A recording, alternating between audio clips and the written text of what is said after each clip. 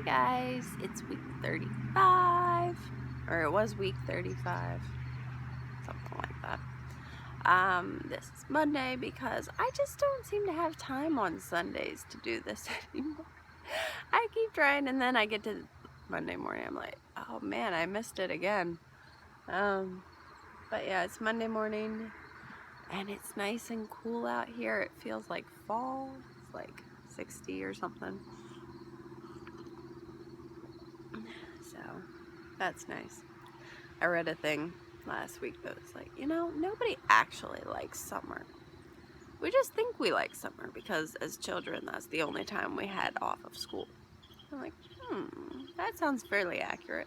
I mean, I'm sure there's some people who actually love summer, but I feel like most of us are probably in that boat of wouldn't naturally be our favorite season, but somehow,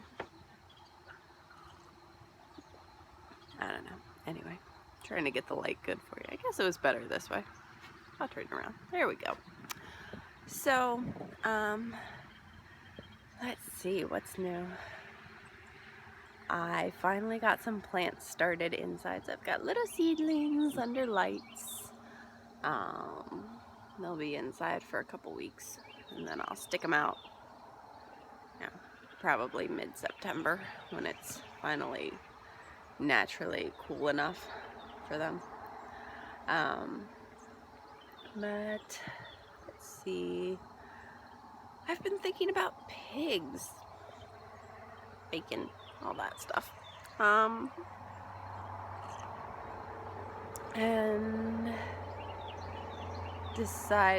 trying to decide whether I should prop up my Morning Glory arch, which got broken during our little tropical storm that we had, and I kind of tied it back up, but the weight of the Morning Glory's got to be a little bit much, and it just keeps getting closer to the ground. Should I prop that up? Should I leave it as a wall instead of an arch? Or should I just cut it out before it gets too crazy? I haven't decided. My garlic chives are in bloom and they're gorgeous. Or, not garlic chives, Chinese chives. Garlic chives and Chinese chives are both white flowers instead of purple ones. I need some of the purple ones, but I don't have any. Maybe next year. I ordered some seeds from Baker Creek Heirloom, which is one of my favorite seed companies. So hopefully those will be in soon. What did I order? I ordered daikon radishes, which if you don't know, those are the giant white ones that you occasionally see in a supermarket. Minoese daikon. They're, I think they're like 12 to 24 inches long, 3 or 4 inches diameter, something like that, if they're happy, But in our area, you can grow them as a winter crop. So plant them in the fall and they grow well into the winter. So that'd be fun. I've got some carrots and radishes and peas and some beets planted out that are starting to pop up. I ordered more spinach because I didn't have much left in the way of spinach. And I ordered some Swiss chard and some turnips because I didn't have any turnip seed left. I really need to get out in the garden and do some more cleanup. Some of my sunflowers are just to the end. Some of them are still flowering. I need to clear up the patch that was supposed to be the squash patch but didn't actually produce any squash. That's not fair.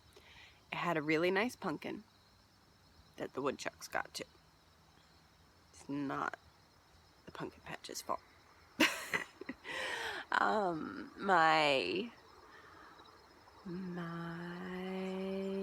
hibiscus bushes are getting big and gorgeous, and I can't wait for them to start blossoming. That'll be in the next month probably. Then I can save them for hibiscus tea, which is delicious. My kale was okay. My red Russian kale was doing terrible, and I think most of it's dead now. And my Nero de Toscano was happy. and looking good, and I was keeping after it, and now I'm pretty sure that's all going to die as well. One of them is just like, it looks like a skeleton of a kale plant. And it's not just the worms. I've got a bunch of what are those stupid things called? They're related to stink bugs, but they're a lot prettier. They're called I forget their name. Like, if you know they're related to stink bugs, you can definitely tell they have the same shape, but they're like red and black and white, kind of mosaic-y looking things. Not marmorated stink bug, not a squash bug, as soon as I turn this video off, I'll remember what they're called. Anyway, some of those got in. My eggplant, once again, is finally starting to look happy. They did this last year. They look like they were half dead all summer. And then you hit the end of August and they're like, I can live! And then they get covered in blossoms. And there's no time for them to grow anything. So I think they just don't do well in our climate or something. I don't know. I'm sure I'll try again at some point. But I don't think I'll do it for a while. My zinnias are still blooming, but like you can tell the plants are starting to dry out at the bottom. I've been saving seeds like crazy. I want like a huge patch of zinnias in front of my house next year. That's my dream. Love zinnias. I got some candy cane ones. I know I said I would never ever buy Fairy Morris Company again, but my favorite seed company was out of the candy cane striped zinnias, and I saw some at Walmart, so I grabbed them. And I figure, hey, even if only like 20% of them grow, I can save seeds off it. It's not too big of a deal.